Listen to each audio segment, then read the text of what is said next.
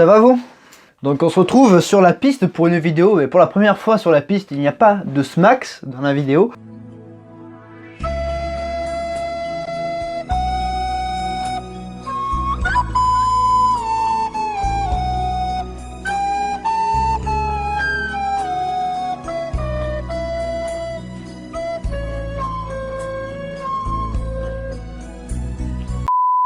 Mais rassurez-vous, il reviendra ainsi que d'autres invités toujours plus fous, toujours plus dingos. Mais voilà, je vous fais une petite vidéo, un petit peu pour vous raconter, non pas une, non pas deux, mais 5 ou 6 petites histoires très courtes. Vous avez vu le titre, c'est je vais vous raconter mes crashs en cartes. Voilà, donc, où quelle est ma feuille? Parce que j'ai quand même envie de vous le raconter dans l'ordre. Ça part de mon plus jeune âge jusqu'à dernièrement. Il n'y a pas les vidéos pour la plupart d'entre elles, il y a des vidéos en tout cas pour les 2 dernières. Et vous allez voir, c'est assez rigolo, je crois, j'espère. Pire, on s'en fout. Donc installez-vous confortablement, prenez-vous une bière et si vous n'avez pas l'âge, prenez-vous de l'eau, c'est bien aussi l'eau. Et on est parti, je vais vous raconter une petite histoire, quelques petites anecdotes, on est parti pour le story time. J'ai l'impression que l'énergie que je dégage dans cette vidéo n'est vraiment pas terrible. Bref. Alors on va remonter dans le karting où j'ai fait mes débuts.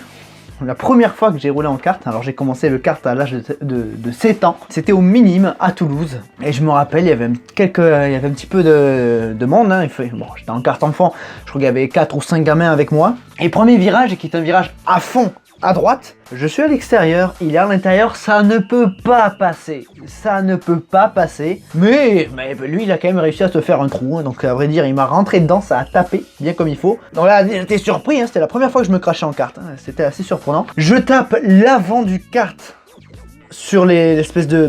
c'était pas des Tech Pro à l'époque, c'était les murs. Les murs mous de protection qui délimitent la piste. L'intérieur, c'est que du goudron et après c'est toi qui fais le tracé avec ce genre de truc. Hein. Si jamais vous le saviez pas, et maintenant vous le savez. Et j'ai tapé comme ça et après j'ai traversé la piste, paf, m'écraser contre le mur à droite. Alors certainement que de l'extérieur ce n'était pas si violent que ça, mais de l'intérieur, quand on a 8 ans, c'est un petit peu compliqué. Surtout que je faisais à peu près 13 cm quand j'avais 8 ans et à peu près 2 kg. Donc ouais, c'était pas bien grand ni gros, donc je me suis quand même fait assez secouer, j'ai pas compris, paf, et après d'un coup j'ai traversé, pouf, j'ai réouvert les yeux, qu'est-ce que j'ai vu? J'ai vu mon père, qui était la partie où on observait, et il était là, il m'a fait ça. Voilà, et je me rappelle encore aujourd'hui assez clairement, parce que ça m'avait marqué, c'était mon premier accident. J'avais l'habitude de faire des accidents hein, quand je jouais à F1 2001, F1 2002, F1 2003, voilà, tout ça. Mais pour le coup, c'était réel, donc c'était différent. Et c'était assez, pas choquant, mais assez intriguant, on va dire. Deuxième anecdote. Pourquoi je fais cette vidéo? Deuxième anecdote, donc on est sur le circuit de Candy, donc qui est à Portet-sur-Garonne, au sud de Toulouse.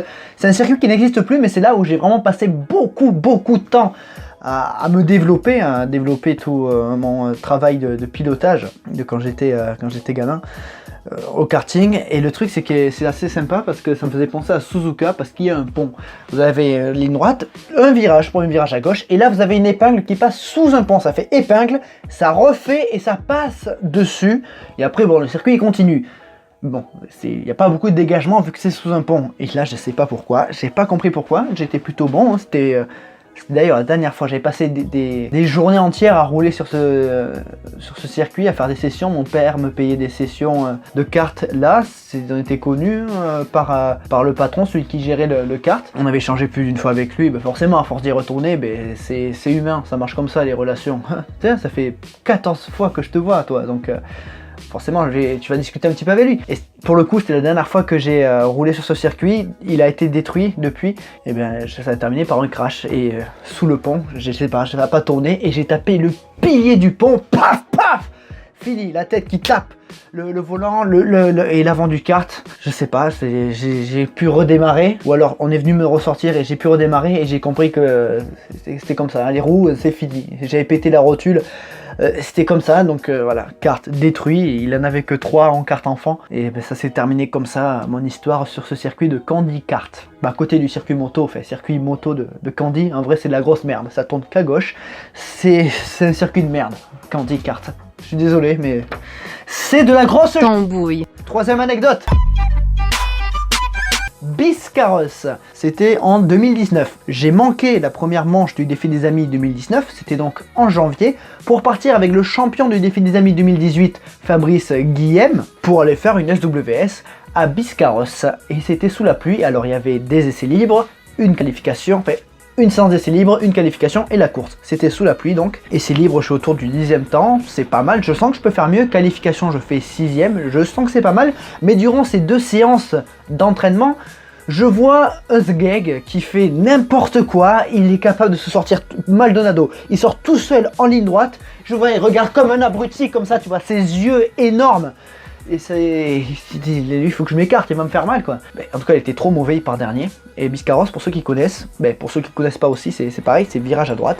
Virage à droite, un petit peu plus serré, mais ça passe très vite. Sous la pluie, il faut quand même un petit peu gaffe. Et puis longue ligne droite et ça arrive sur un freinage sous la pluie qui est assez tendu parce que le kart il bouge, il est compliqué. C'est difficile de tenir le grip, les roues arrière se bloquent facilement. Donc je prends un bon départ, je crois que je suis autour de la 5e place. En bout ligne droite, j'amorce mon virage. Et je vois au coin de l'œil un kart qui grossit, mais à une vitesse. Il a pris un poids en espace de quelques dixièmes de seconde. C'était ce fameux Pastor Maldonado qui a fait un strike monumental. Je crois qu'on était 7 cartes éparpillées. Je crois même qu'il y en a un qui a failli être éjecté. Et en tout cas, il y en a un qui était bloqué dans l'herbe. Ça repart pas, ça glisse beaucoup trop. Et moi, je me retrouve comme ça et je hurle. Je traite de tous les noms. J'étais, mais quel Kikineur. Fils de maman. Tous les noms. Il m'a tout ruiné. Il y avait un podium potentiel à Biscarrosse sous la pluie. Et un podium à Biscarrosse, quand tu n'es pas du coin, ça c'est compliqué. Ça c'est une autre histoire. Mais bref, je suis retourné, j'ai galère à repartir, j'arrive à repartir de mes propres moyens, c'est très important parce que sinon, laisse tomber. Donc je crois qu'on était 21 ce jour-là. Et j'étais du coup autour de la 18e place. J'étais très loin quoi. J'étais très loin, mais en tout cas, ce connard, il m'a massacré la gueule, ainsi que la vie de 5 ou 6 autres personnes qui se sont retrouvées anéanties à ce moment-là. Mais bon, après, la course est plutôt bien passée. Je suis reparti et j'ai remonté petit à petit pour terminer 6e. Donc, c'était plutôt une course intéressante, mais voilà, 20 minutes de course pour rattraper la connerie d'un énorme jus de... Bref, après je comprends, chacun à son niveau, on n'est pas obligé d'avoir un niveau monstrueux pour faire des courses SWS. C'est aussi ça l'avantage des courses SWS et du karting 4 temps, c'est qu'on peut participer à ces courses à n'importe quel niveau. Après coup, je n'en veux pas, je rigole quand je le... Enfin, en ce moment-là précis, je rigolais pas quand j'insultais tous les noms. Mais maintenant, voilà, le gars il a fait une erreur, il n'était pas habitué, et il s'est complètement raté, ça arrive, ça arrive. Il a quand même niqué la course, bref. Vous pouvez comprendre aussi, je suppose, que ça fait pas plaisir. Passons à la 5e histoire, et c'est une histoire de bière. Vous allez voir. Voilà, là il y en a 2 en 2 semaines, temporellement.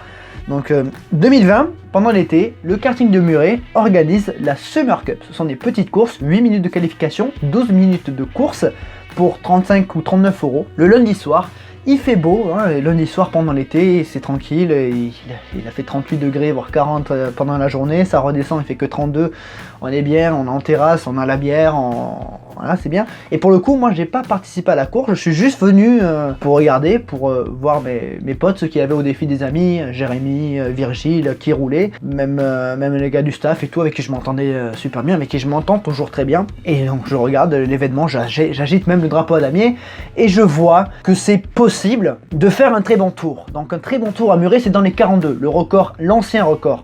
Maintenant ça a changé, que l'ancien record qui était à moi, le 42-200, mais je pensais pouvoir faire un truc à peu près équivalent. Il faisait très chaud, mais je pensais pouvoir tomber en dessous des 42,5. Alors, après avoir pris 2 bières, pendant que le podium se fait, moi je vais voir Fred du staff et je lui demande est-ce que je peux aller faire un petit tour. Je vais faire un petit tour, et là il y a les images, je me ramasse la gueule. Je me ramasse la gueule à la chicane rapide parce que la bière qui avait coulé dans mon gosier, ça augmente le temps de réaction, et en l'occurrence ce virage, vaut mieux avoir un temps de réaction vraiment au top parce que ça va très vite, c'est à fond, droite, gauche, droite, mais il y a eu un petit peu de latence, je me suis raté, j'ai tapé, c'est pas bien grave, j'étais juste assez surpris, j'ai compris que j'allais toucher, j'ai réagi en fonction pour ne pas trop basculer, donc comme quoi il faut être sobre quand on pilote, et encore plus quand on conduit, parce que sur un circuit c'est quand même assez sécurisé, sur la route ça peut être très dangereux. Bref.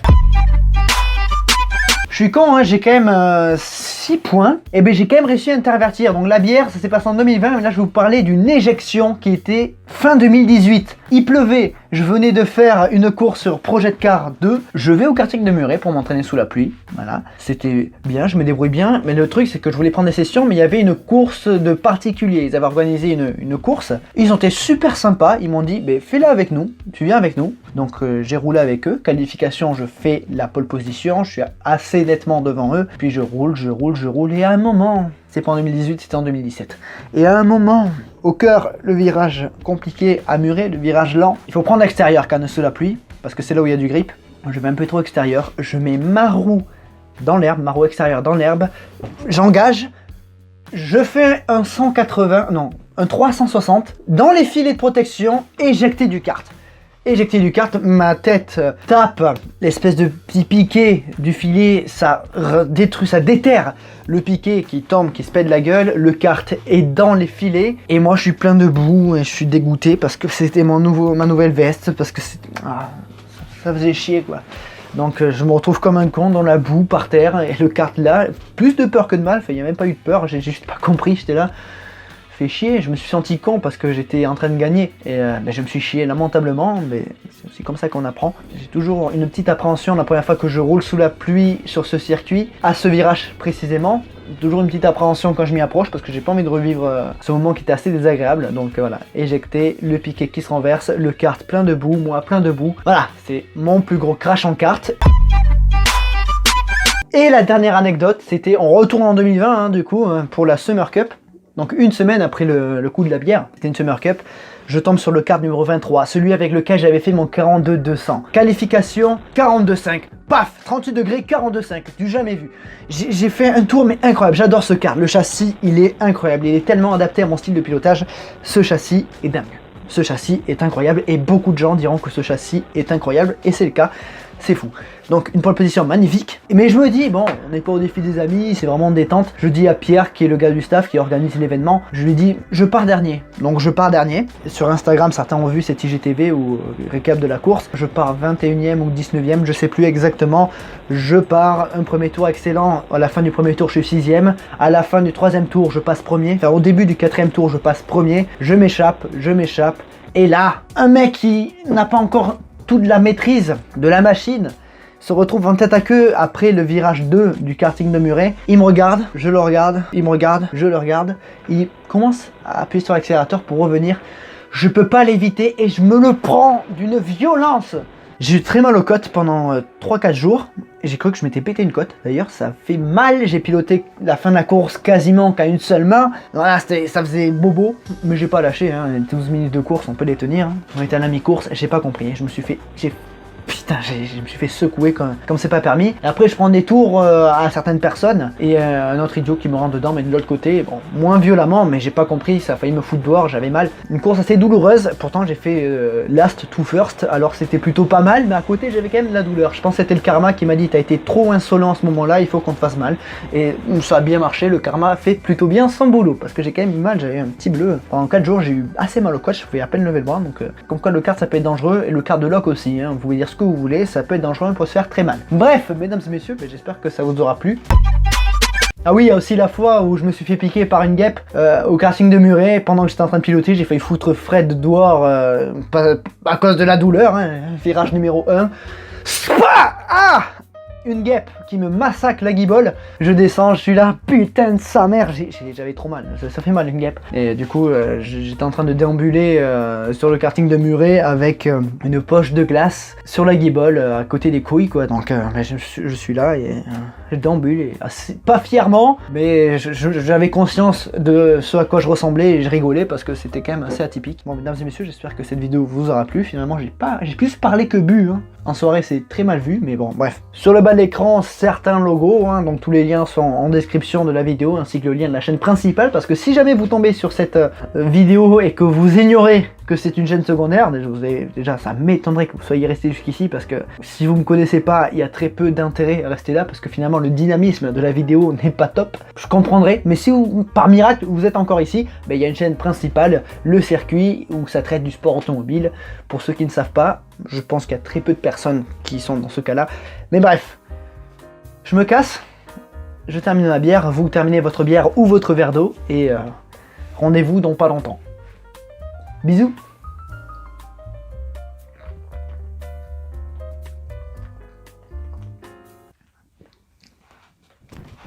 Ah, me suis arraché la gueule.